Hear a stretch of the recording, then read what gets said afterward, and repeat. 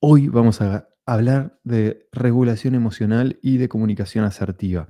En general, quienes me hayan escuchado en alguna charla, en algún taller, en alguna capacitación, en general, cuando son de un día, cuando son de entre 2 horas y todo un día, eh, en general termino hablando de estos tipos de apoyos, ¿no? Pero en este caso, para hacer como un camino mucho más ordenado y para entender la importancia que realmente tiene esa regulación emocional, esa coimplicancia, esa regulación afectiva con las personas autistas, tenía que empezar con este tema, teníamos que empezar con este tema.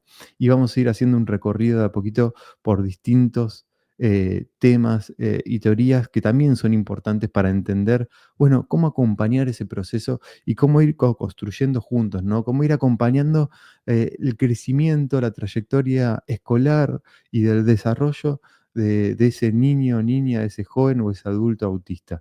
Y como compartíamos en una de las clases, tenemos que también ser conscientes de distintas etapas del desarrollo. No estamos hablando del desarrollo mismo del ser humano. Y tenemos que ser conscientes de algunas cuestiones que son súper importantes. Entonces, en esta clase vamos a trabajar para intentar ser conscientes de, bueno, cuáles son las condiciones que necesita un ser humano para estar regulado en un contexto, para poder estar coimplicado afectivamente, para poder prestarte atención, para poder querer permanecer en ese lugar, para poder de repente llevar adelante una consigna o llevar adelante una acción simple como es un pedido, ¿no? Y para poder ser conscientes de esos, tenemos que adentrarnos en algunas teorías que son sumamente importantes, y sobre todo porque hay que entender esto, ¿no? Esto me parece que es súper importante de poder ponernos en situación. Yo les comentaba este experimento que había hecho este psicólogo, que bueno, nada, bastante polémica, ¿no?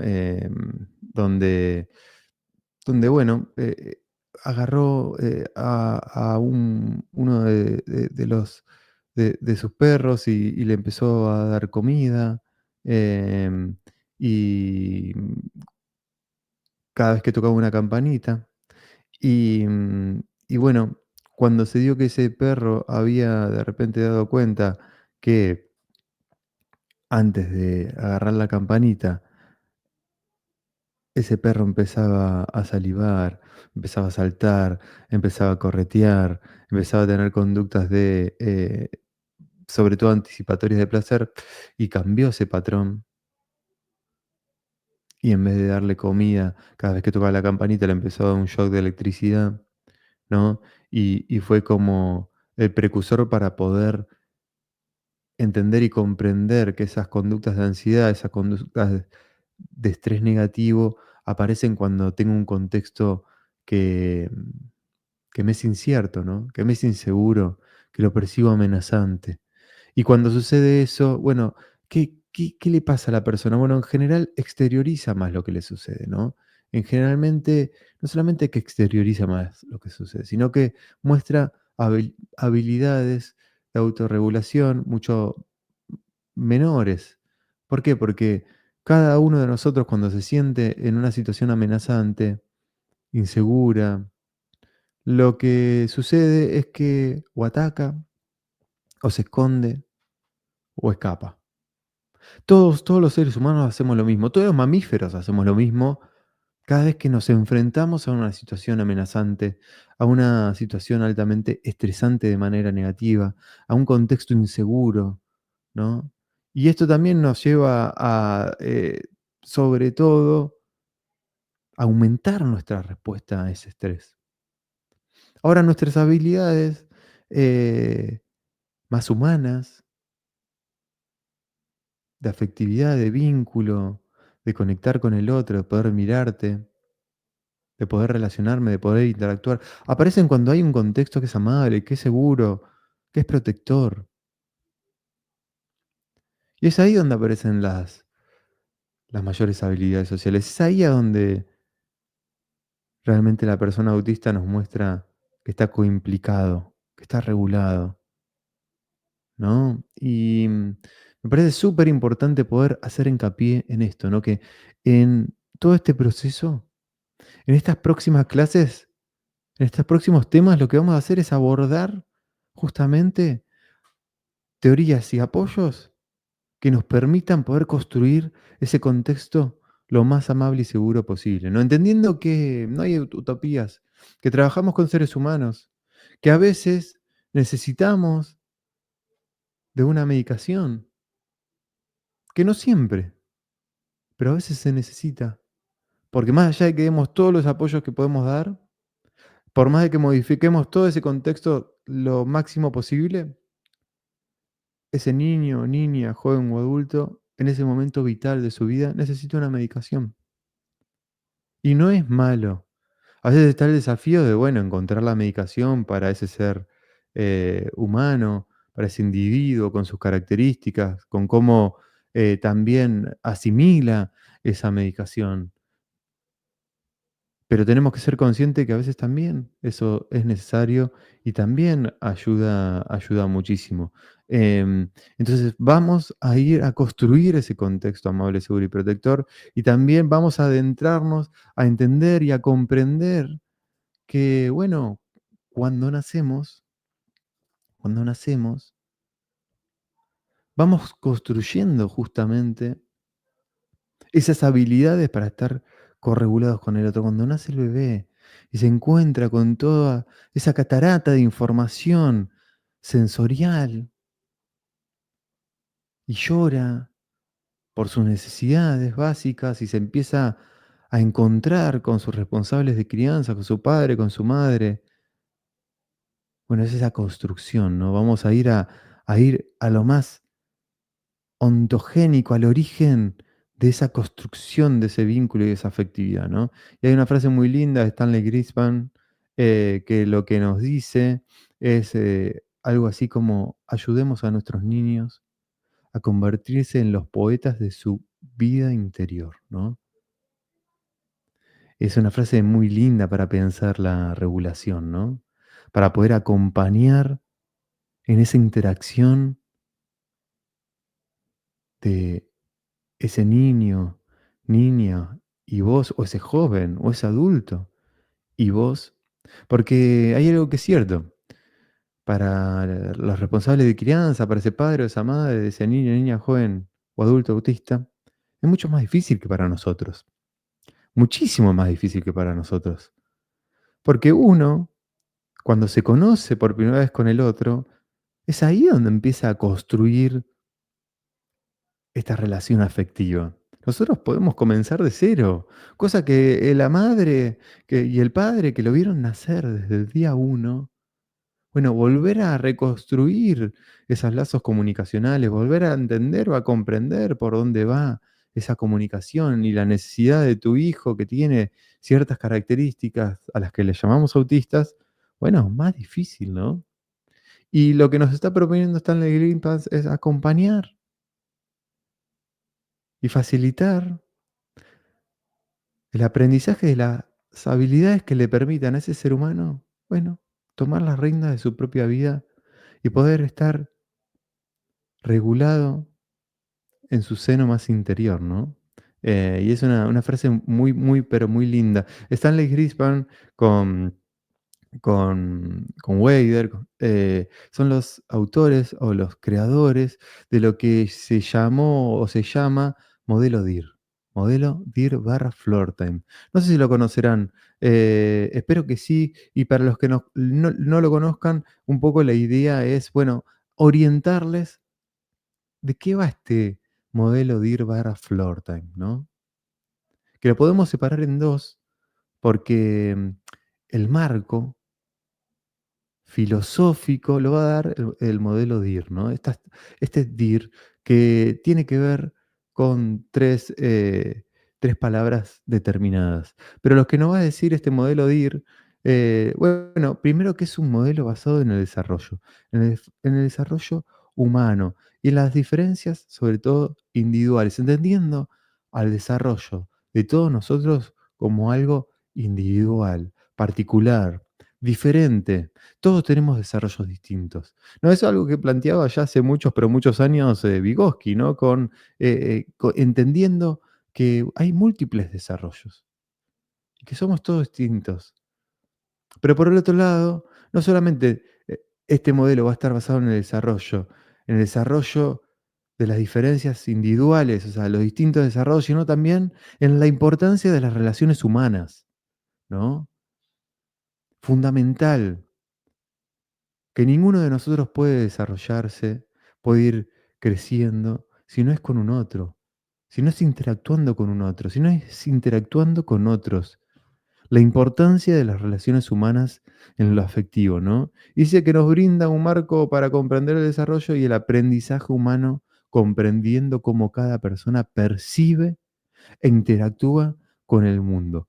Percibe e interactúa con el mundo. ¿Y por qué me parece esto súper importante? Porque parte de la base del modelo de Deep Time está en la teoría de la integración sensorial de Jan Ayres, allá por fines de los 70, ¿no? Entonces, le va a prestar mucha, pero mucha atención a la percepción, a los sentidos y a cómo se van organizando esos sentidos y esa interacción para poder vincularnos y para poder ir acompañando ese desarrollo de ese ser humano, que lo que queremos es que gane mayores habilidades para poder ser lo más autónomo posible, para poder autodeterminarse, para poder autovalerse por sí mismo en la medida que pueda y con los mínimos apoyos y recursos que necesite, ¿no? Entonces, desde ese lugar es un modelo súper, súper interesante y muy, pero muy lindo. Y acá quiero aclarar algo que me parece también importante, que lo que vengo a hacer es a brindar una información y una descripción de estos modelos, tanto del modelo de Deep Time como de repente todo lo que va a ser la teoría de la integración sensorial de Jan Ayres y del procesamiento sensorial de Winnie Doom. O sea, y hay que ser conscientes que la evaluación de ese niño, niña, joven, adulto, con algún desafío en el desarrollo, tiene que estar dado por un profesional certificado en esta área, ¿no? Y ahí invito, o si quieren me escriben y yo les recomiendo profesionales que están muy formados en el modelo de Time, que están muy formados en la integración sensorial y en el procesamiento sensorial, son terapistas ocupacionales, que tienen que estar certificados.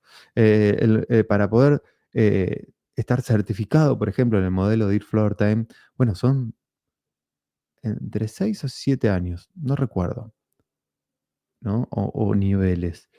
Digo, es mucho tiempo de formación, mucho tiempo de supervisión, mucho tiempo de trabajo y de juego en piso y interacción con niños, niñas, jóvenes y adultos autistas. Y para certificarse internacionalmente en el modelo, no en el modelo, en la teoría de la integración social son 3 años, ¿no? Nosotros, o sea, yo si quisiese me podría certificar el modelo de Floor Time. Ahora nos lo han permitido, al menos acá en Argentina, a través de Profectum Argentina, sino también acá abajo, siempre abajo a la derecha, tienen la fuente. ICDL también es otra de las líneas que certifican en el modelo de Floor Time. Em, pero bueno, como les decía, en el modelo, en lo que es la teoría de la integración sensorial, solamente los terapistas ocupacionales. Y esto lo traigo a cuenta porque dicen, bueno, vos que andás hablando de otras teorías. Bueno, gente, si no, hablen ustedes. Los invito a poder compartir información, a poder compartir herramientas. Y yo siempre hablo un poco del conocimiento, de haber, sobre todo, tenido la posibilidad de trabajar con grandes profesionales muy formados en este tipo de intervenciones. Y por el otro lado, compartiendo muchas experiencias que están en relación con lo que yo les vengo a contar y sugerencias y algunas estrategias. Pero como les digo, y como vamos a ir viendo también en estos encuentros, en estas clases, es muy importante siempre pensar nuestras intervenciones en ese niño, niña, joven o adulto de manera única y particular, con sus propias características y con su propia dinámica y contexto en el que se relaciona. Y para eso necesitamos acudir a profesionales realmente formados, y ya. Y es así porque cada uno también tiene un rol profesional que cumplir y me parece como súper importante y me parecía súper importante aclararlo, para no olvidarnos de esto. La D va a ser de desarrollo, como les decía, va a ser de desarrollo en el sentido de pensar justamente el desarrollo de una perspectiva del propio individuo, ¿no? De su situación actual y futura, ¿no? Para poder planificar y para acompañar, porque nosotros vamos a ser guías, facilitadores, acompañantes de ese desarrollo, de ese propio camino que va a construir. Y empiecen a pensar, ¿no? Cómo justamente las personas autistas, bueno, nos desafían a poder pensar ese propio desarrollo, ¿no? Nos desafían a poder quitarnos nuestras expectativas. Y no borrar nuestras expectativas para no tenerlas, para no avanzar, sino quitarnos nuestras expectativas para que no nos hagan mal, para no frustrarnos y para ir acompañando en base a lo que nos muestre ese propio individuo, sin importar la edad cronológica que tenga. Claro, es súper desafiante, ¿no? Es súper desafiante, pero es súper importante. Es súper importante porque cuando nos ofrecen algo que está encima de nuestras posibilidades, nos frustramos. Y cuando nos ofrecen algo que está por debajo de nuestras posibilidades, nos aburrimos.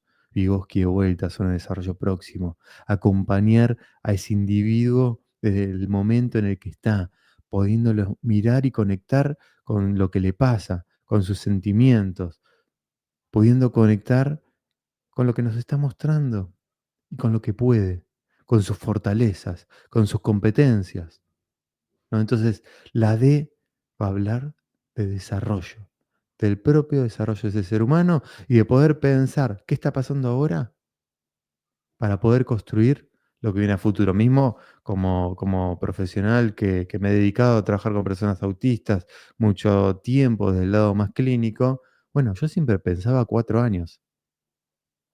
Siempre le preguntaba a la familia, ¿qué quieren acá 4 años? Tiene 11 o tiene 8.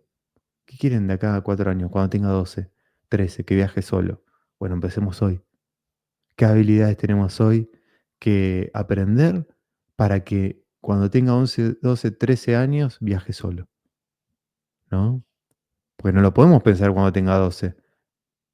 Cuando tenga 12 tengo que pensar cuando tenga 16. ¿No? Y en ese sentido, bueno, también es desafiante para los que estamos de vuelta, para los responsables de crianza, para los terapeutas, ahora, nosotros como docentes, por ejemplo, en la escuela o en contextos sociales, bueno, tenemos que mirar y conectar con lo que nos está mostrando ese niño, niña, joven, adulto, con lo que puede en ese momento para acompañarlo hacia el futuro, ¿no? Esto me parece súper, súper importante. Y hay otra cosa que me parece importante que aparece ahí, que es dar espacio. Porque cuando nos presionan, no aprendemos. Cuando nos presionan de más, ¿no? Siempre un poco de estrés. Es bueno el tema cuando es el estrés, es ese excesivo. Entonces, dar ese espacio para que la persona sea respetada, por un lado, y guiada. Pero, sí, pero te dé a vos esa guía, porque confía en vos, ¿no? Porque sos una persona que sos un referente para él, ¿no? La I yo la traduje como individuo, en realidad el modelo va a hablar del yo en el sentido de describir la forma única en que cada individuo recibe, regula, responde y comprende el mundo que lo rodea. A ver, vamos a repetirlo. Recibe, regula, re- responde esa, y comprende el mundo que lo rodea, ¿no? Y acá de vuelta aparece algo de la también teoría de la integración sensorial, ¿no? Cómo yo percibo el mundo. Y esa percepción es única y particular de mí, de ustedes, de la persona autista. ¿no? Entonces, por un lado hablamos del desarrollo, por otro lado hablamos del individuo, para terminar hablando de las relaciones, la importancia de las relaciones humanas en la afectividad, ¿no? Ahí me parece también otro punto importantísimo, ¿no? Dice, describe cómo las relaciones impulsan nuestro desarrollo. Somos seres humanos sociales. Relaciones sociales son claves, las relaciones sociales son claves. Y este modelo, bueno, justamente aprovecha ese aspecto afectivo y emocional para poder acompañar al otro. Nadie se desarrolla solo. Un ser humano que nace y si no está acompañado al menos los primeros 2 años de vida, 3 años de vida, no puede vivir, no puede sobrevivir.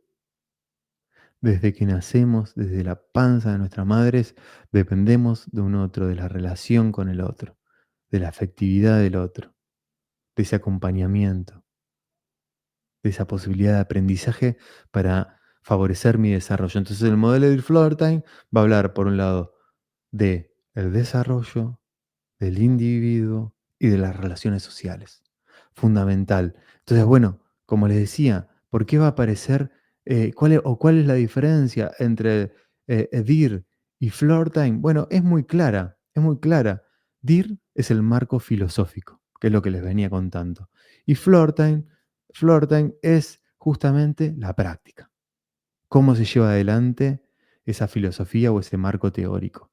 ¿No? Y Floor Time, en una tradición, la escuchaba María Agio decir que es el momento de juego e interacción acompañando el desarrollo. Ella lo decía en relación a los responsables de crianza o a todos los que acompañan el desarrollo de ese niño. Podemos ser nosotros los profes, pueden ser los docentes, pueden ser docentes acompañantes, pueden ser abuelos, abuelas, tíos, tías, pueden ser trabajadoras sociales. ¿No? El modelo del flor tiene ese momento de juego, ese momento de interacción, ese momento de relacionarnos con el otro para poder acompañar el desarrollo y sus habilidades, ¿no? Y en ese sentido, bueno, ya les digo que los que quieran indagar un poco más en el modelo de intervención, hay mucha información sobre las redes. También les puedo recomendar en algún momento, si quieren o me escriben por las redes, les puedo recomendar profesionales que trabajan con el modelo, y es un modelo súper, súper importante. Pero vamos a meternos ya les di como un cierto marco teórico de dónde viene este modelo de Time, pero a mí lo que me interesa hoy de abordar son 6 pilares del desarrollo del ser humano, los primeros 4 sobre todo, para poder entender y comprender de qué va esto de la regulación, de la coimplicancia, de la afectividad, ¿no? De esa posibilidad de que ese niño, esa niña, te perciba a vos una persona con la cual quiera estar, te quiera prestar atención y quiere interactuar y comunicarte, ¿no? Eso que siempre nos sorprende, o sea, siempre lo que nos llama más la atención de los chicos, chicas autistas tiene que ver con esta cosa de que se tiran al piso, de que te agreden, que salen corriendo, que no te hacen caso, ¿no? Del comportamiento, que no deja de ser la puntita del iceberg de un montón de cosas, ¿no? Pero hay algo que es real. Si ahí no hay alguien que sea referente emocional, que sea tu persona protectora, que te dé seguridad, difícil. Entonces vamos a ir en ese camino. No me quiero alargar mucho con esto, ¿no? Y entonces hay que entender sobre todo que los primeros días de la vida, como yo les comentaba, cuando ese niño, esa niña nacen, él va desarrollando un autoconocimiento, sobre todo a través de esas respuestas al mundo físico, al mundo de los sentidos, al mundo de las sensaciones, ¿no?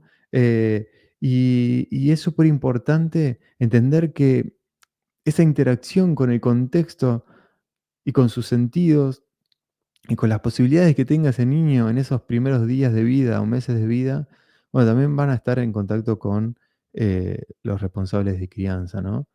Em, pero en cada momento que nos conocemos con un otro, se ponen en juego este tipo de habilidades. Y con las personas autistas más. ¿No? Entonces, cuando hablamos de esas 6 pilares, hablamos de que estos 6 pilares, forman como una escalera de desarrollo, y cada uno agrega nuevas habilidades sobre las, sobre todo, etapas previas.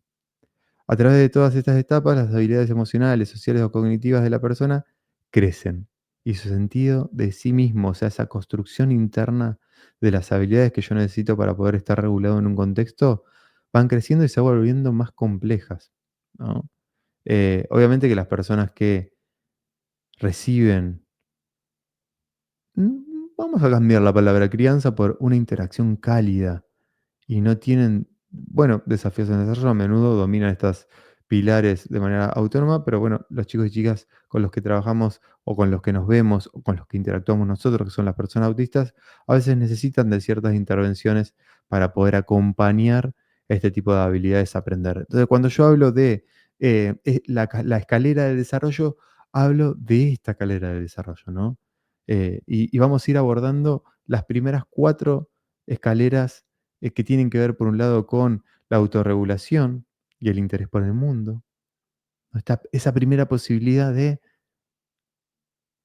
que esto, en donde estoy, este contexto donde estoy, estas personas con las que estoy rodeado, me empiecen a interesar, ¿no?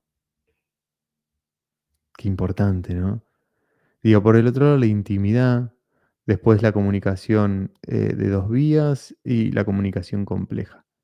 Hasta ahí vamos a llegar, ¿no? ¿Qué es lo que nos interesa? Que sobre todo esa comunicación de dos vías donde empezamos a interactuar y empezamos a armar círculos, nos llamamos de comunicación, donde yo interactúo con vos y vos querés y tenés ese interés de interactuar conmigo y vamos construyendo una comunicación continua. Pero vamos a ir un poquito más rápido en ese sentido. El primero, como les decía, la primera escalerita, el primer contacto con el mundo, el primer pilar del que hablan estos autores tiene que ver con la autorregulación y el interés con el mundo. ¿Y de qué va este interés y esta regulación con el mundo o esta autorregulación con el mundo? A mí no me gusta mucho hablar de autorregulación, pero bueno, intento respetar las denominaciones que utilizan los autores. Uno dice que cuando nace un bebé se lanza a un mundo de luz y de sonidos, movimiento, tacto, gusto, las sensaciones, ¿no? Con todos nuestros sentidos percibimos el mundo. Y toda esa información que es excitante y estimulante, pero al mismo tiempo tenemos que ir aprendiendo a no sobrecargarnos. Entonces el primer desafío es recibir este panorama sensorial mientras nos vamos corregulando con, con la respuesta y con el vínculo y la interacción que tenemos con el adulto.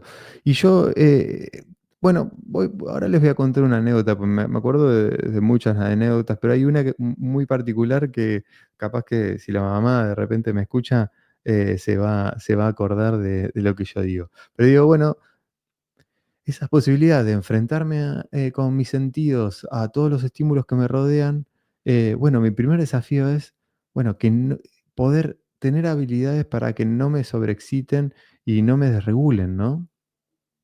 Esto también lo vamos a ver en la clase de integración sensorial, ¿no? Cuando trabajemos el concepto de modulación. No voy a spoilear, pero bueno, ese desafío de poder hacer que todos los sentidos no me desborden es súper importante. ¿Y cómo pasa? Bueno, básicamente con el encuentro con el otro, ¿no? Básicamente focalizar sobre todo en los intereses, al mismo tiempo poder usar cosas para calmarme. Ahí aparece el pecho de mi mamá, el contacto, la tranquilidad, la caricia, el abrazo, el mecerme, ¿no? Y pasa, ustedes ven como los bebés cuando de repente ya perciben la voz del padre o de la madre, cuando ven el rostro, cuando entran en contacto, como empezamos a regularnos, a veces las texturas también. Es súper, pero súper importante. Yo decía que les quería contar, me puse acá ejemplo, pero ya me lo acordaba, ¿no? Recuerdo que que, hace ya unos 5 o 6 años me encuentro con una mamá, ¿no? Y con obviamente con el niño, porque yo iba a trabajar con el niño. Y esa mamá llega al parque con el nene en en carrito, en un carrito de bebé, ¿no? También es verdad que era bastante grandote, no quería caminar, bueno, me contó cierto contexto. El tema es que, claro, estaba en una situación donde el niño no me conocía, no conocía el parque, no conocía lo que le iba a proponer, de qué íbamos, ¿no? Y estábamos en esta instancia de yo empezar a construir ese confort, ¿no? Ese, esa tranquilidad, eso de que encuentre en mi voz, en mi tono muscular, en mi interacción con él de manera respetuosa, que me sienta una persona segura, protectora. Cuestión que, bueno, el nene no quería bajar del carrito, se puso a llorar, se puso re mal. Tenía 4 años en ese momento. Ya tiene como 8 o 9. Se puso re mal, y yo le dije, y la madre lo iba a obligar a bajar el carrito. Le digo, no, no, déjalo, tranquilo, caminemos con él. Y bueno, empezamos a caminar, en un momento, intenté tocarle el cuerpito y no me dejaba, hasta que en un momento, quise agarrar el carrito y no me dejaba. Bueno, empezamos a caminar, a hablar, que esto, que lo otro. Eh, el nene señala, el lago, porque estábamos en un parque que tenía lago. Entonces le digo: "Bueno, dale, yo te llevo al lago", le digo, y le grito. Y lo agarro del carrito, el nene, como quería ir al lago, me deja llevarlo con el carrito. Y estamos un rato ahí, intento bajarlo, no me deja. Y bueno, esa fue la interacción que tuvimos. Al momento de irse la madre dice algo de, de Minecraft, y yo dije: "Ah, chan, acá hay algo". Y quedó, y se fueron. El primer día, la primera interacción, esos 25 minutos que tuve de interacción con él fueron eso, que él lo único que hizo y me dejó fue poder agarrar el carrito y trasladarlo al lago. Pero lo respeté, lo acompañé, entendiendo que era una persona, en ese sentido nueva, con un lugar nuevo, que le estaba proponiendo algo nuevo, distinto, diferente. ¿Y por qué lo conecto con esta fase? Aunque sea, y porque veníamos hablando de un bebé recién nacido. Bueno, porque se correlacionan, ¿no? Porque es como empezamos a construir ese vínculo, porque estamos hablando de eso. La primera fase es la del confort, la que produce que esa persona se sienta confortable con vos, porque vos también lo estás respetando y lo estás acompañando en su propio tiempo, ¿no? Y porque se está enfrentando a un montón de situaciones nuevas, e intentando regularse con las habilidades que tiene en ese momento de su propio desarrollo, ¿no? La segunda etapa, como les decía, es la de la intimidad, ¿no? Y ahí le voy a contar cómo siguió la anécdota. Cuestión que le dije a la mamá que por favor, si podía, que no lo traiga en el carrito. Entonces agarró la mamá y lo trajo, en una camioneta. Y como yo había escuchado lo de Minecraft, me llevé, me llevé, le robé un par de muñequitos de Minecraft a mi hijo, ¿no? Y me lo llevé en la mochila. Entonces el nene llegó, yo le abrí la puerta, me vio, no se quiso sacar el no se quiso sacar ¿cómo se llama? El cinturón de seguridad. Yo abrí mi mochila, le dije: "Mira, Santi", y le mostré los muñequitos de Minecraft. Ahí automáticamente se le cambió la cara y fue a buscar los muñequitos de Minecraft. Yo tenía como 3 o 4, él agarró uno, y le digo: "Bueno, ¿querés más? Vení, bajá". Agarró, bajó y nos quedamos interactuando con eso que en principio nos estaba dando un poquito de intimidad, que eran los muñecos de Minecraft. Pero en este sentido, los autores dicen que, bueno, justamente después del interés con el mundo, bueno, llega ese amor especial por el mundo, las relaciones humanas. Esto que yo estaba intentando hacer, ¿no? Que en principio, bueno, nos estaba uniendo los muñequitos de Minecraft, pero yo estaba queriendo que él me deje interactuar con él, más allá de los muñequitos, ¿no? Entonces, lo que básicamente sucede o lo que queremos es entrar en su campo visual, que nos vean y le cambie los ojos, ¿no? Le cambie la mirada, sacarles una sonrisa, que nos busquen con los brazos, que nos busquen con su cuerpo, que se nos acerquen, que quieran estar con nosotros, ¿no? Porque es ahí donde podemos, entre los 2 descubrir de qué van esas relaciones humanas, de lo que vale una relación humana, amable, segura y protectora, ¿no? Y es ahí donde vamos de a poquito, brindando, sobre todo esa base en el bebé para desarrollar esas habilidades motoras, cognitivas o del lenguaje. ¿Por qué? Porque le permiten esa autonomía, esa seguridad para primero darte la vuelta, luego sentarte, después gatear, para después caminar, correr y darte autonomía, ¿no? En todo lo que son tus habilidades motrices, pero al mismo tiempo desarrollando otro tipo de habilidades comunicacionales y cognitivas que nos van a poder permitir no solamente comunicarnos de manera hablada, sino darnos mayor autonomía. Y en ese sentido, yo lo conecto con esto de Santi de, bueno, al principio no nos conocíamos, él fue a un lugar nuevo, hostil, inseguro, donde en general cuando te pasa eso, tu percepción del mundo aumenta y hay cosas que te molestan más, hasta que encontramos algo que nos dio cierta intimidad, aunque yo respetando eh, su momento y sus tiempos. Y es verdad que cuando después nos pusimos a jugar con los muñequitos, en realidad él tenía los muñequitos y me permitió ir caminando, hasta que yo en ese momento, como estaba trabajando con él de manera individual, tenía en la mochila una hamaca, colgué la hamaca, vio la hamaca, entonces se acercó a mí porque sabía que no se podía subir solo y yo agarré y lo subí.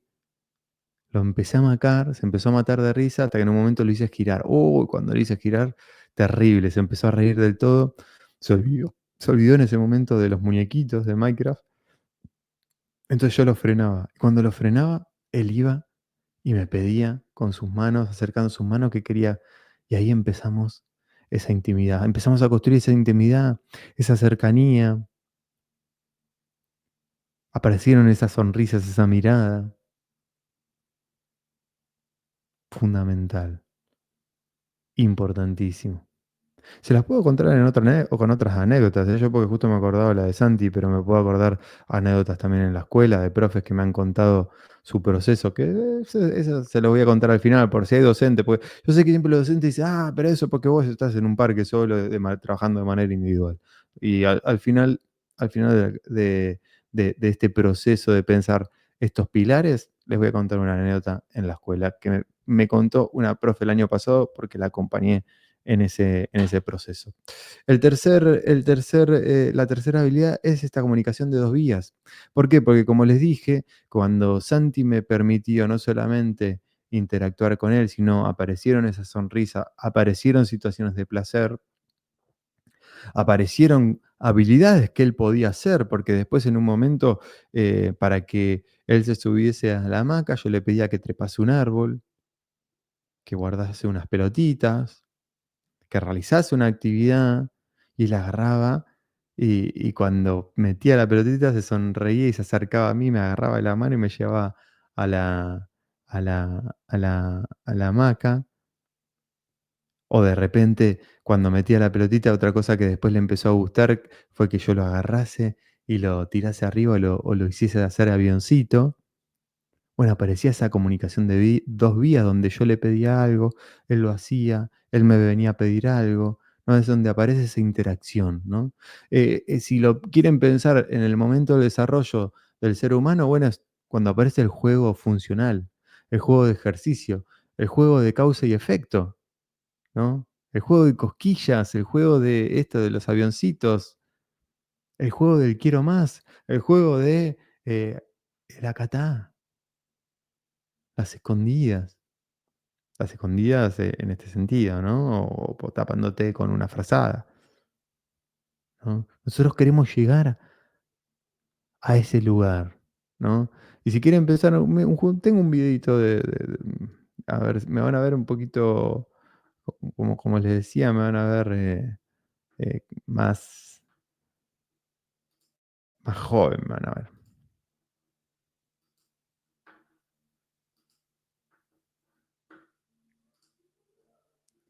Vamos a agregarlo. Ahí está. Voy a ver si puedo. Dice que no, pero lo vamos a agregar a ver de otra manera, a ver si me deja y lo podemos agregar bien.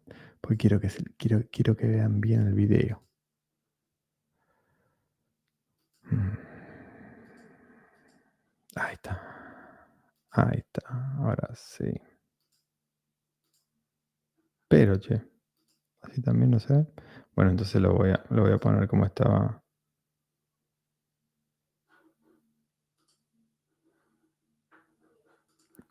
antes. Así se va a ver. Perfecto. Ahí lo van a ver bien, así que nos quedamos mejor con eso. O si no, a ver si lo hago así.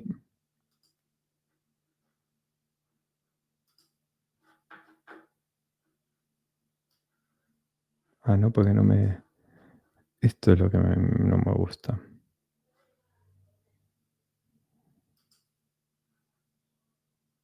Ay, me fui a cualquier lado.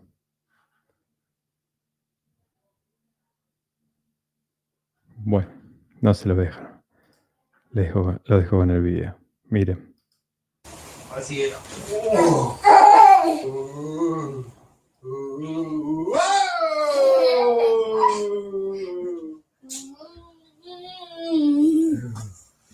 ¿No ven cómo él viene? Y si él se sube solito. Yo medio bruto igual, ¿eh? Y ahí le hacía cosquillas. Él se mataba de risa. Y yo esperaba a que él viniese. Y me quedo esperando. Y ahí se sube. Cuando se sube, ahí yo vuelvo a accionar. Cuando hablamos de interacción de dos vías, cuando hablamos de círculo de comunicación, hablamos de esto, ¿no? Hermoso, hermoso gordo chancho. Tendría en ese momento gordo chancho con cariño, ¿eh? No vengan con la policía de lo correcto. Se los pido por favor. Se los pido por favor.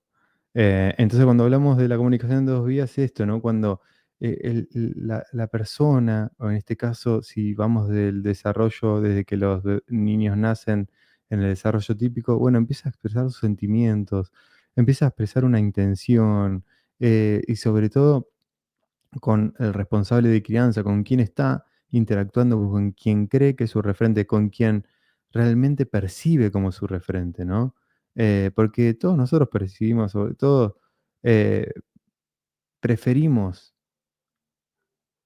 este tipo de relaciones, ¿no? Y lo que hacemos es abrir un diálogo y cerrarlo a través de la comunicación, a través de nuestro cuerpo, a través. No tiene por qué estar. No tiene por qué estar la palabra hablada. Porque muchas de estas interacciones se dan con el cuerpo. Con la palabra hablada, bueno, es más sencillo, o sea, uno se da cuenta, emite un mensaje, el otro lo recibe, te genera una respuesta, pero cuando hablamos del cuerpo, es algo lindo, ¿no? La cercanía, la mirada, el contacto, el agarrarte de la mano, el agarrarte de la cara y bajártela y que te diga: "Mírame", ¿no? Aparece la comunicación. Es súper importante. Es súper, súper, súper importante en este sentido. Voy a detener esto, a ver si estamos. Y el último, la comunicación compleja, ¿no? Se los voy a agrandar, así lo pueden ver bien. Digo, la comunicación compleja es cuando aparece, sobre todo, una forma de comunicación mucho más, bueno, como dice la palabra, ¿no? Compleja. Si antes eran gestos, si antes eran miradas, si antes eran una cercanía, ¿no? Esto que le mostraba con, con el niño este. Bueno, por primera vez ese niño va a aparecer con alguna palabrita, con el señalamiento, con la comunicación instrumental, ¿no? Con gestos, con esos gestos que son súper importantes, que son muy, pero muy importantes. O sea, pasamos de la mirada, pasamos de la sonrisa, pasamos de la aproximación a la acción, ¿no? La persona toma mayor autonomía. Ya tiene la seguridad que le permite a vos agarrarte de la mano, o a vos agarrarte de la cara, o a vos señalarte, porque sabe que vos vas a responder a ese pedido. Y si muchos de repente me siguen, van a ir interpretando esto que les digo, ¿no? Control y comunicación. Cuando la persona tiene control o te da el control, es donde aparece la comunicación. Confort, competencia, confianza, control, comunicación. Hablo mucho de esto y he compartido mucho por las redes y comparto mucho estas 5 C en mis charlas.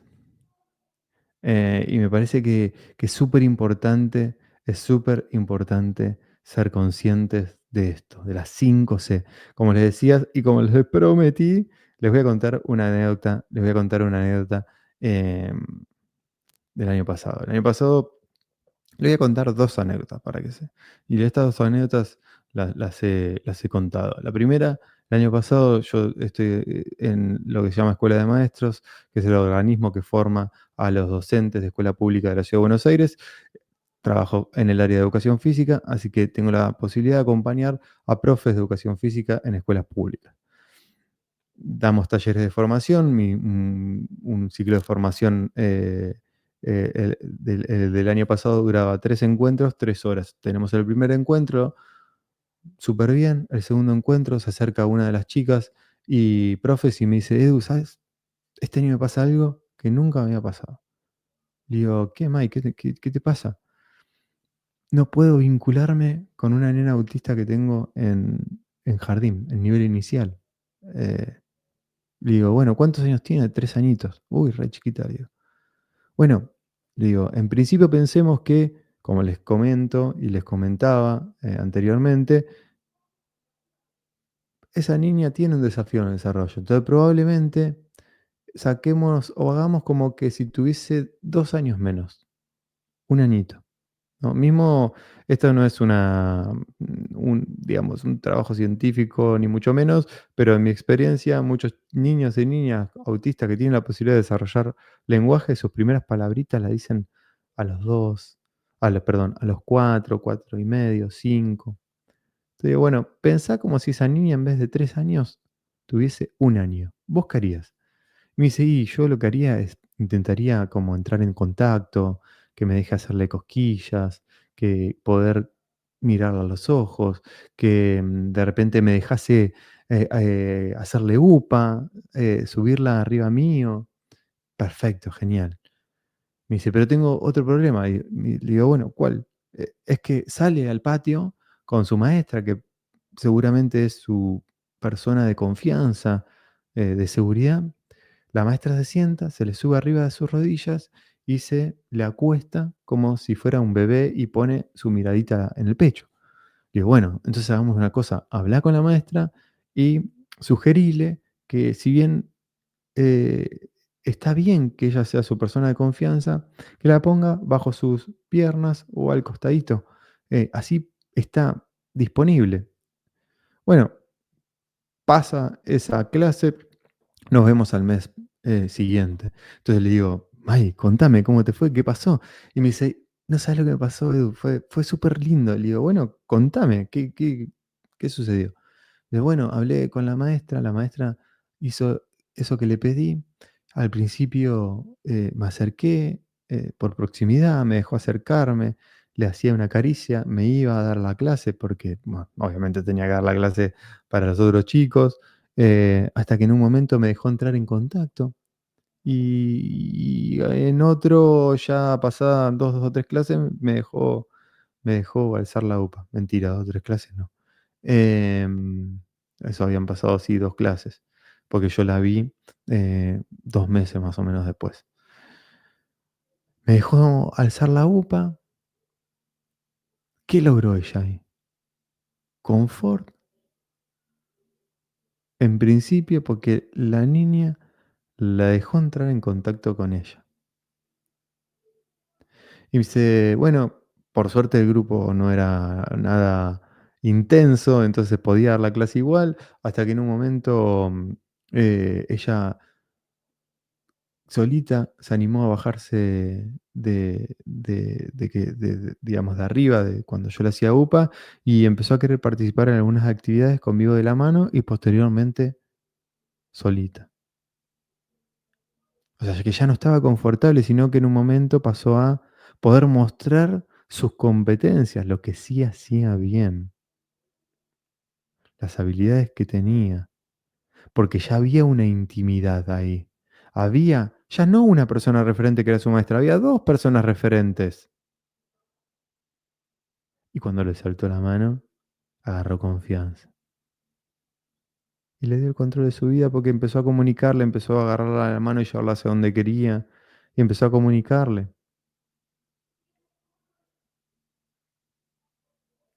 Miren qué importante. Digo, a veces dicen, no, pero yo no, la verdad que no tengo tiempo, tengo 30 chicos para vincularme, no tengo tiempo. El vínculo son 2 segundos. Esa es solo una cosquilla. Es darle un poquito de interés. Es hacerle saber que vos querés que participe. Es mostrarle o decirle alguno de sus gustos e intereses. Una marca de auto, un dinosaurio.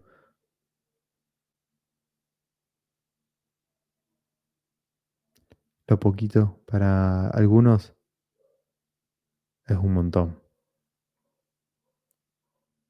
Y si no construimos estas bases, estos pilares del desarrollo, si no construimos estas 5C que les vengo diciendo y que vimos más en profundidad anteriormente, todo lo demás se hace muy, pero muy, pero muy, pero muy difícil.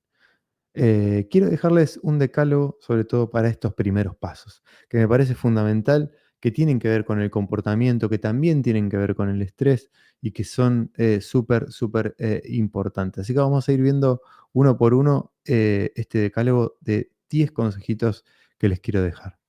Lo primero de todo, que no hay milagros, gente. No hay milagros.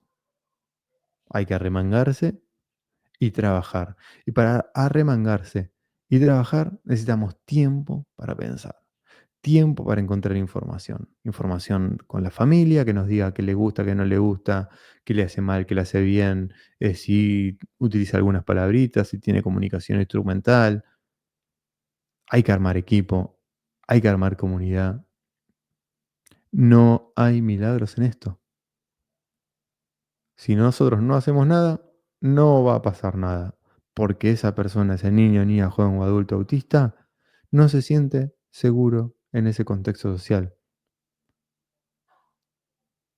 Por el otro lado, ser proactivos, no reactivos, o sea, proactivos.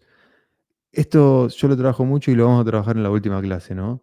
Esta cuestión de dejarnos de quejar, dejarnos de ver lo negativo, dejarnos de ver lo que no podemos hacer para pasar a actuar qué sí podemos hacer, ¿no? Podemos reunirnos con la familia, podemos contactar, podemos hablar con la maestra del año pasado, podemos hablar con alguien que la conozca, podemos ver si alguno de nosotros en la escuela, lo estoy llevando a la escuela, tiene alguien conocido que haya trabajado con personas autistas.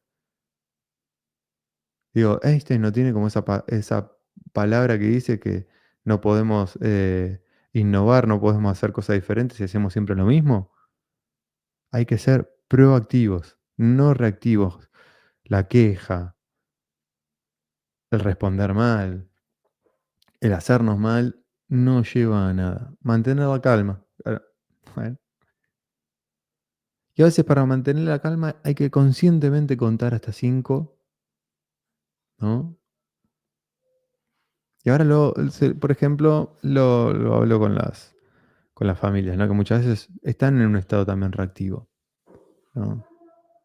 Si nosotros queremos lograr algo, yo tenía una madre muy intensa, pero que lograba muchas cosas, me decía: "Edu, yo con el tiempo entendí, comprendí que para lograr algo tenía que, primero, calmarme para poder hablar bien.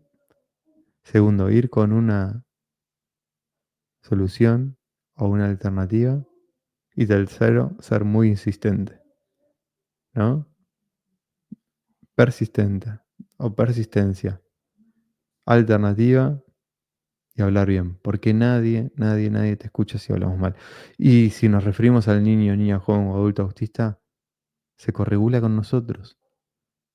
Si nosotros estamos nerviosos, el niño está inseguro. Si nosotros estamos inseguros, el niño está inseguro también. Si nosotros estamos calmos, estamos en eje, probablemente podamos acompañar mejor el proceso de ese niño o esa niña que en ese momento todavía no confía en nosotros, que en ese momento tal vez seamos hasta un detonante más de su estrés y tenemos que cambiar eso. Por otro lado, no obligar a la fuerza o porque sí a enfrentar una situación que ese niño, esa niña, ese joven o ese adulto no está preparado para todavía afrontar. Podemos acompañar, sí, podemos ir de a poquito, sí, pero no obligar a la persona, ni por la fuerza, ni porque sí. Tengo muchos pibes y pibas autistas que de repente le tienen fobia a meter la cabeza abajo del agua porque se los obligó. Y están años con ese miedo. Y están años con miedo a meterse a un cine, están años con miedo a meterse a un aula, están años con miedo a la escuela, están años con miedos, con fobias, con situaciones altamente estresantes que les generan mucha, pero mucha ansiedad porque se los obligó a la fuerza o porque sí. Y hasta a veces no se les expresó el por qué le estamos obligando a hacer eso. Em, Tampoco reforzar esa ansiedad o ese miedo. No, te dijeron, bueno, no lo obliguemos, no querés que lo refuerce, o sea, no, porque nosotros tenemos que ir trabajando para que venzan esos miedos, ir acompañando, pero para acompañarlo tenemos que darnos el tiempo para poder diseñar los dispositivos y para poder diseñar esos dispositivos necesitamos profesionales que nos acompañen, porque mamá y papá, tío, tía, abuelo, abuela, primos, hermanos, son familiares, no tienen por qué tener ese conocimiento. Tampoco tienen por qué tener ese conocimiento los docentes, ¿no? Pues no son, digamos, no son especialistas en fobias, no son especialistas en ansiedad. Sí, obviamente que si nos dan una sugerencia, poder tomarla y llevarla adelante, pero cada uno se tiene que hacer responsable de lo suyo, ¿no? Por el otro lado, me parece súper, súper importante entender o comprender que no importa lo que siente la persona. Digo, importa, sí, obvio que importa, pero lo que importa es solucionar el tema en ese momento. Si la persona la está pasando mal es en el momento, bueno, más allá de que esté llorando y demás, yo tengo que solucionarlo, tengo que ser proactivo, tengo que en ese momento solucionar lo que está pasando, ¿no? Aceptar a quien ayudamos, sus características, que no te agrede o no sale corriendo porque sí, porque es un caprichoso o porque te quiere agredir a vos, sino porque está desesperado, porque son gritos desesperados para que alguien les pueda dar una mano. Entonces, aceptar a la persona con esa característica también es poder nosotros romper con nuestros prejuicios, para realmente estar liberados y acompañar al 100% para poder conectar con esa persona y con sus necesidades. No esperar que el tiempo solucione los problemas, como les decía. No hay soluciones mágicas. El tiempo no soluciona los problemas. Digo, si una persona autista pega y pega a los 3, 4, 5 años de manera sostenida, Hay que intervenir, porque ese niño en algún momento va a ser un adolescente, va a ser un adulto, y si sostiene ese tipo de conductas, se van a agravar y van a ser más difíciles después de poder modificarse. Hay que intervenir, hay que no perder el tiempo, no abordar todas las situaciones al mismo tiempo, o sea, poder elegir, seleccionar de lo más fácil a lo más difícil. Siempre de lo más fácil a lo más difícil. ¿Por qué no podemos hacer todo a la vez? Eso lo trabajo mucho es un ejercicio que hago con los docentes en uno de los talleres, ¿no? De primero pensar cómo vamos solucionando los problemas, cuál es el ejercicio cognitivo de eso y entender que tenemos que seleccionar los problemas. Y para poder seleccionar los problemas los tenemos que escribir y en la medida que lo escribimos podemos seleccionar y bueno, ¿cuál es el más sencillo? ¿Por qué? Porque el más difícil te va a llevar más tiempo y el más fácil lo puedes solucionar hoy o mañana o en la semana. ¿No? Es fundamental, es importantísimo. O sea, y el comportamiento es el síntoma, no el problema. Que eso lo vamos a ver en la clase de conductas desafiantes, en la última clase de lo que sería este proceso, ¿no? En la clase de conductas desafiantes vamos a focalizarnos de que el comportamiento es solamente el síntoma, es algo que la persona te está comunicando, te está queriendo decir, porque no tiene otra forma de comunicártelo, pero que en realidad es el detonante de una o varias situaciones. Y esto es muy, pero muy importante. Todos tuvimos a alguien que nos marcó la vida para bien. Todos tuvimos algún docente que nos haya marcado la vida para bien. Y no nos marcó la vida para bien por lo excelente que era como docente. Ese docente nos marcó la vida para bien porque nos tocó el corazón, porque nos dijo algo que nos hizo ver la vida desde otro lugar, porque nos hizo disfrutar y nos conectó afectivamente con lo que nos quería o venía a proponer. Todos, o sea, recuerden y probablemente todos tengamos algún docente que nos marcó para bien, ¿no?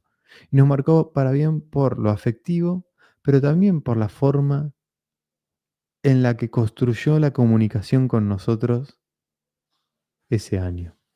Y entonces ahora me gustaría como focalizar sobre todo en la comunicación, ¿no? En una comunicación eh, efectiva, pero en esa comunicación que a veces generamos en ese contexto social. Vamos a hablar también de comunicación en otras clases, en otros temas, cuando hablemos también de apoyos visuales, cuando hablemos de pictogramas, cuando hablemos de comunicación efectiva. Pero en este caso, me gustaría abordar y entender que una buena comunicación, bueno, claramente crea un contexto amable, seguro, protector, crea un clima de confianza positivo, ¿no? Versus una mala comunicación que crea un clima de desconfianza que crea un contexto negativo, ¿no? Em, Obviamente que genera efectos positivos y nos da mayor seguridad, em, determina la calidad de las relaciones. Y siempre sirve como modelo, ¿no? Siempre, siempre sirve como modelo. Recuerdo que hace un tiempo estaba mi hija en nivel inicial, en salita de 4 y 2 de sus compañeritos habían tenido una situación de colapso. Habían revoleado sillas, no tenían ningún diagnóstico. Cuestión que me parece que la docente, bueno, la situación la sobrepasó y bueno, empezó a decir que los chicos eran malos, que se portaban mal. Cuando sale mi hija de ese día, bueno, nos dice lo mismo. Dice, no, porque tengo 2 compañeritos que son malos, que pegan, que se portaron mal. Y nosotros le decíamos constantemente, no, bueno, no es así, a vos también en algún momento, cuando eras chica también te pasaron situaciones similares y ella sostenía lo que la docente le había comunicado ese día, porque la palabra de la docente era una palabra súper importante para ella. Era una palabra que valía. Era una palabra que en ese momento había sido modelo para ella. Entonces, hay que entender que tenemos, bueno, básicamente 3 formas de o estilos comunicativos, ¿no? Hay un estilo que es más pasivo, otro que suele ser un poco más agresivo, y ahora vamos a ir viendo como algunas de las características, cuando hablamos, básicamente de estas ca de estos estilos comunicativos. Y hay otro que es asertivo, que es a donde vamos a focalizar, ¿no? En la comunicación asertiva y poder, bueno, entender o comprender de qué va esto de la comunicación asertiva, de qué se trata la comunicación asertiva. Entonces, por un lado tenemos la comunicación pasiva o sumisa. Y esto lo podemos ver en nosotros, podemos verlo en algunos estudiantes, podemos verlo también en algunos profesores, ¿no? Esa comunicación pasiva o esa comunicación sumisa, esa expresión y sobre todo que es poco efectiva de los pensamientos que tenemos, de los sentimientos, de las creencias. O sea, esto genera en el niño, niña, joven o adulto que se sienta inferior a otros, que no se perciba que sus derechos no cuentan. Y eso obviamente que genera insatisfacción, frustración y culpabilidad. Esto lo vemos mucho en niños y niñas autistas, en muchos estudiantes autistas, que por la imposibilidad de poder expresar lo que sienten, por la imposibilidad de poder expresar lo que les pasa, por la imposibilidad de poder expresar un no o un no entiendo, senio, bueno, eso empieza a afectar en la autoestima enormemente, ¿no? En el autoconocimiento enormemente. Después tenemos por el otro lado la comunicación agresiva, ¿no? Esa comunicación de pensamientos, sentimientos y creencias de forma hostil, de forma dominante, ¿no? Violando, pasando por delante los derechos de los demás, ¿no? Obviamente que esto también genera, por un lado, como una sensación, entre comillas, de superioridad, ¿no? De esta cuestión de imponer todo el tiempo mis derechos, aunque en el fondo genera culpabilidad. Obviamente que también genera violencia. Eh, y genera pobres relaciones sociales, porque ¿quién se quiere comunicar con alguien de esta manera?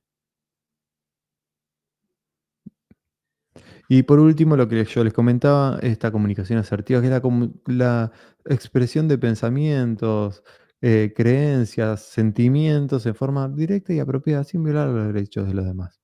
O sea, es donde, bueno, uno intenta construir que todos se sientan por igual, que todos van a poder tener la palabra, que todos van a ser escuchados, ¿no? Que todos son importantes. Digo, podemos pensar en esa comunicación agresiva, muchas veces esa comunicación adultocentrista de lo que yo digo se tiene que hacer, ¿no? Y vemos como esos docentes que realmente nos tocaron para bien, es porque efectivamente también nos abrieron ese juego a darnos la posibilidad de comunicar lo que nos pasa, ¿no? Esta construcción de las 5 6 y la posibilidad de comunicar abre el juego a esta comunicación asertiva. ¿Por qué? Porque lo que le permite al estudiante, o lo que le permite a la persona autista es que sienta satisfacción porque el otro lo va a escuchar, porque la palabra del otro también vale, porque es así donde yo puedo comunicar y tomar mis propias decisiones. Y también tengo habilitado poder decir que algo no me gusta. Ojo, ¿eh? Porque también nosotros muchas veces tenemos que explicitar que el otro puede decirte lo que no le gusta. Muchas veces uno pone en palabras, en los niños y niñas, esto no te gusta, porque vos lo ves que de repente está sufriendo o está haciendo caras raras o no le está gustando, pero no te lo está diciendo porque no sabe que te lo puede decir. Y lo que queremos apuntar es a construir esta asertividad, ¿no? Porque los fundamentos justamente tienen que ver con esto, con la autoconfianza. Y la autoconfianza se construye con el autoconocimiento, la autoaceptación y la autoestima. Y sabemos muchos pibes y pibas con autismo, la autoestima la tienen por el piso, pero por las distintas situaciones sociales que van pasando año tras año, tras año, tras año. Entonces, autoconocimiento, autoaceptación, autoestima, pensamiento crítico construyen la autoconfianza. O sea, ¿cuántos pibes y pibas? Hay muchas personas autistas que llegan a la adolescencia o que llegan a la adultez con trastornos de ansiedad, con trastornos de depresión, con problemas de suicidio, por las distintas situaciones que pasaron en su vida.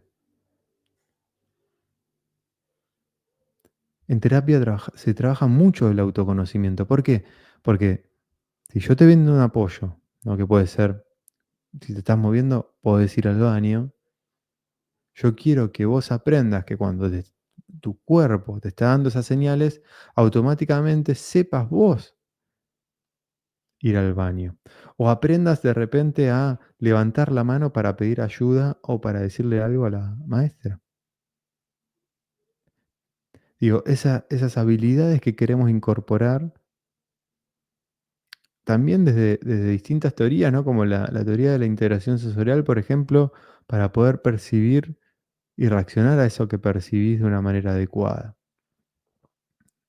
Entonces, cuando hablamos de comunicación asertiva, es buscar y construir autoconfianza en todos nuestros estudiantes, pero en ese estudiante autista que vemos cómo ve impactado sobre todo su autoestima en ese sentido. ¿Qué tiene de ventaja? Bueno, obviamente que mejora la autoestima, que reduce la ansiedad, lo que venimos hablando, ¿no? Reducir la ansiedad y el estrés negativo, ayuda a las relaciones interpersonales, porque si me siento bien es donde quiero relacionarme con el contexto donde participo, donde estoy, y aumento la comprensión. ¿Por qué? Porque como veíamos, cuando se construye ese contexto amable, seguro y protector, cuando tengo un docente que afectivamente está ahí presente para mí, que sé que no solamente me puede cuidar, sino que también va a poner un límite o me va a poder acompañar ante distintas situaciones, bueno, es ahí donde yo quiero mirar alrededor. Es ahí donde tengo compañeros que también me respetan, que también me tienen en cuenta, que me invitan a los cumpleaños, etcétera, etcétera, etcétera. Eh, y me parece súper, súper importante, bueno, poder pensar sobre todo o reflexionar sobre algunas cuestiones fundamentales y que suelen suceder bastante seguido, ¿no? Entender, por un lado, que los mensajes críticos en exceso no son buenos, al contrario, dificultan muchísimo la comunicación, ¿no? Nosotros siempre decimos que es muy importante hablar en positivo. Y si tenemos que decir algo o marcarlo algo, bueno, marcarlo en el momento determinado, con la persona a solas, durante la clase o al término de la clase o en otro momento, ¿no? Intentar eliminar cualquier tipo de interferencias en la conversación. Si estamos hablando de un niño o una niña que tiene dificultades en la comunicación, bueno, poder lograr e intentar eh, que haya la menor interferencia posible es sumamente importante. Cuando me refiero a dificultad empática, tiene que ver con esta cosa del sermoneo, esta cosa de querer que la persona de repente haga lo que yo quiera. Tenemos que ponernos o intentar conectar con la necesidad del otro e intentar ponernos en el lugar del otro. De no, sobre todo, desestimar un dolor del otro. Porque para nosotros tal vez pudo haber sido un raspón o una caída sencilla. Pero el otro, si está llorando, es porque lo vivió de esa manera, ¿no? Es fundamental. Eh, Bueno, manipular, posturas intransigentes, momentos inadecuados, impulsividad. Si nosotros como adultos actuamos de manera impulsiva, ¿qué podemos esperar de los chicos y chicas? Ridiculizar delante de los demás. Miren, recuerdo otra anécdota. Había un niño autista en cuarto grado y había una maestra, ¿no? Y de repente la maestra estaba explicando algo, termina de explicar, el nene levanta la mano y ya venía como pidiendo ayuda. Pero la verdad que era porque lo necesitaba y nosotros queríamos que sea independiente y autónomo. Entonces, en un momento el chico le pide ayuda, una vez que termina la consigna de la maestra dice, hay un pajarito en mis oídos, que esto que el otro, dando vueltas, que esto que el otro. El nene le dice, por favor, señor, necesito ayuda. Uy, un pajarito, un pajarito. Uy, señor, necesito ayuda. Uy, un pajarito, pajarito. Uy, señor, agarró una goma y ¡pum! Se la tiró. Obviamente, el nene terminó en la dirección, el niño autista agresivo, cuando en realidad la seño lo ridiculizó durante 4 veces, en 4 situaciones. ¿Está bien que el niño haya tirado una goma? No, pero probablemente si le hubiese dado respuesta a lo que le estaba pidiendo ese niño en ese momento, en la segunda, la primera, la segunda, el niño no le hubiese tirado la goma de borrar.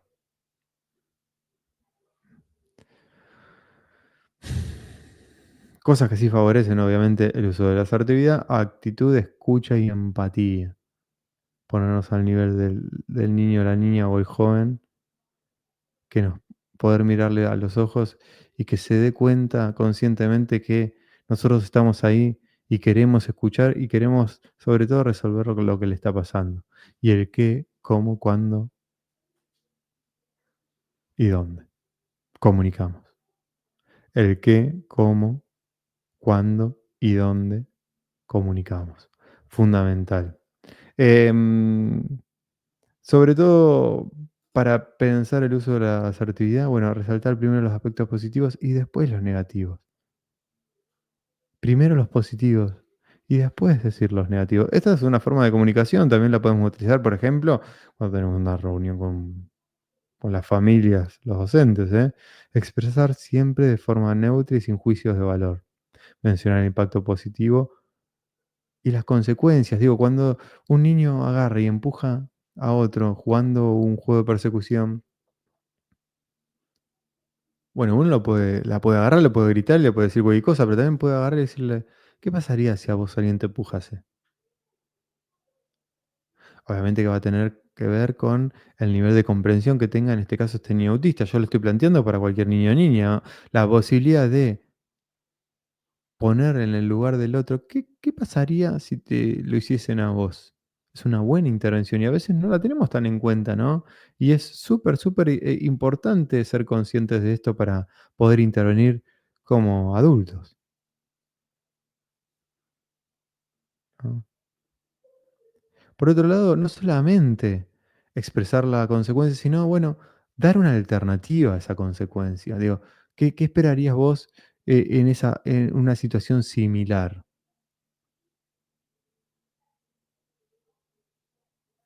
Y utilizar, obviamente, el pronombre yo, en el sentido hace unos años, recuerdo que un nene en la colonia se cae, ¿no?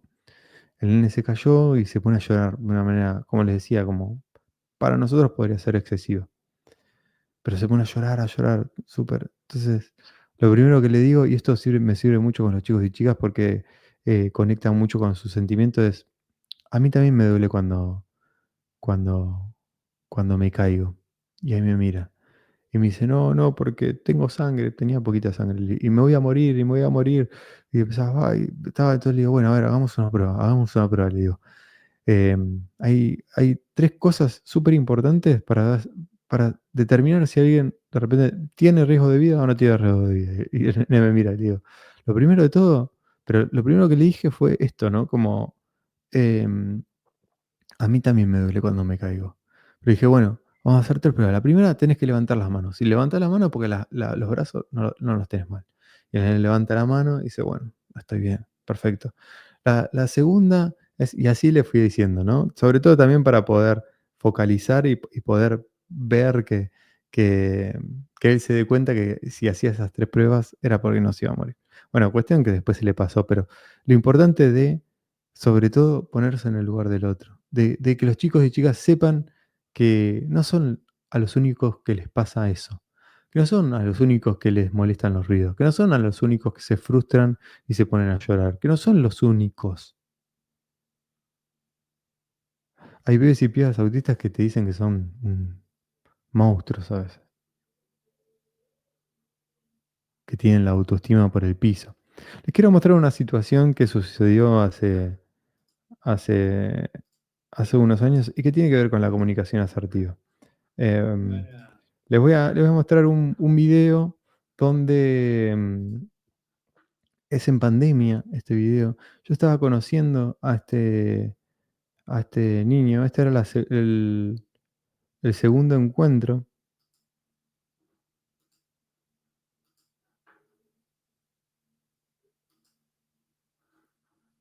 Vamos a ponerlo. Ahí está. Este era el segundo encuentro que tenía con este niño. Yo ya lo había conocido por Zoom y cuestión que en este caso se sumaba la profe que iba a tener con el grupo. Cuestión que yo no la anticipé y el nene se puso mal, ¿no? Salió corriendo, me cortó y bueno, ese día el padre lo obligó a volver a conectarse, ¿no? Y en ese contexto es que estamos hablando. Entonces, primero yo asumí que no lo había anticipado al que la profe iba a estar en el Zoom y le propuse si quería jugar conmigo. Y me dijo que sí. Entonces, en ese contexto donde vamos a ver este video. Se lo voy a poner más grande para que lo puedan visualizar. Al espacio. Dice un juego para jugar al espacio. ¿Ves acá qué dice? Sí, ¿Qué dice ahí? viaja a Marte. A Marte, vamos a viajar a Marte. ¿Estás preparado para viajar a Marte? O sea, yo no le vuelvo con la situación que había pasado anteriormente y donde se sentía mal, sino que, bueno, empiezo, sobre todo, pudiéndole describir la situación de lo que íbamos a hacer, que aparte le gustaba un montón. Genial, muy bien con eso. Para que estoy buscando algo, así le ponemos un poquito de sonido a nuestro juego y nos ambientamos para viajar a Marte. Acá.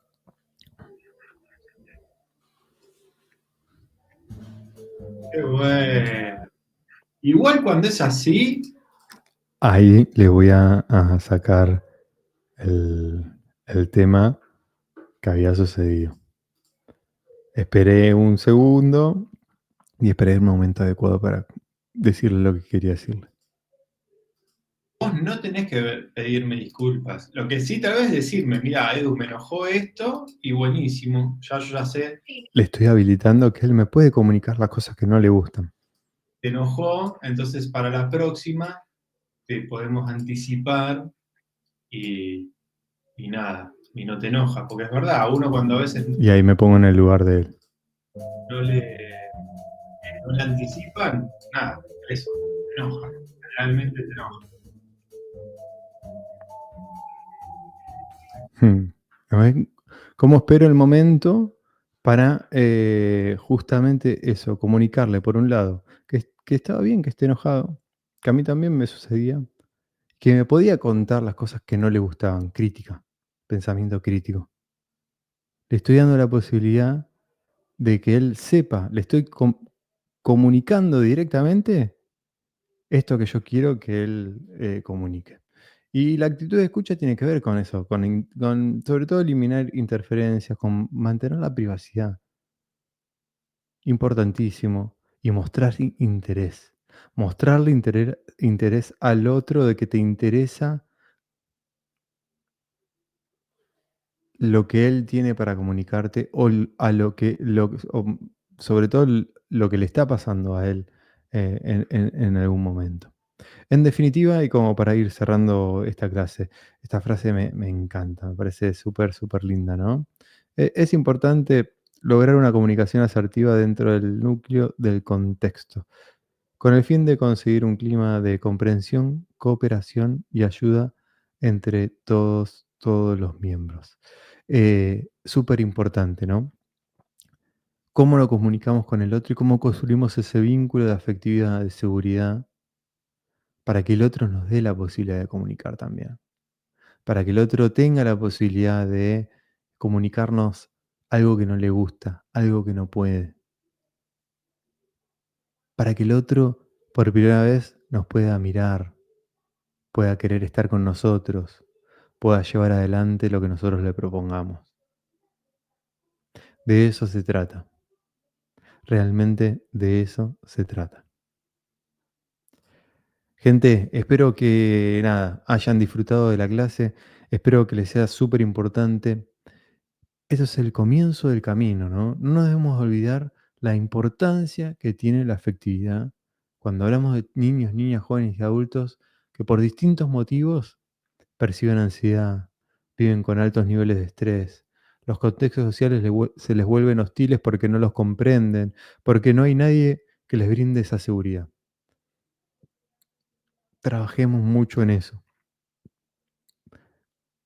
Es construir esa presencia. ¿Cómo construimos esa presencia? ¿Y cómo hacemos que ese nivel de estrés baje para que el otro me pueda mirar y pueda querer comunicarme? Primero con sus ojos, después con su mirada, después con su sonrisa, después con su cercanía, después con su contacto, después con un gesto o un abrazo.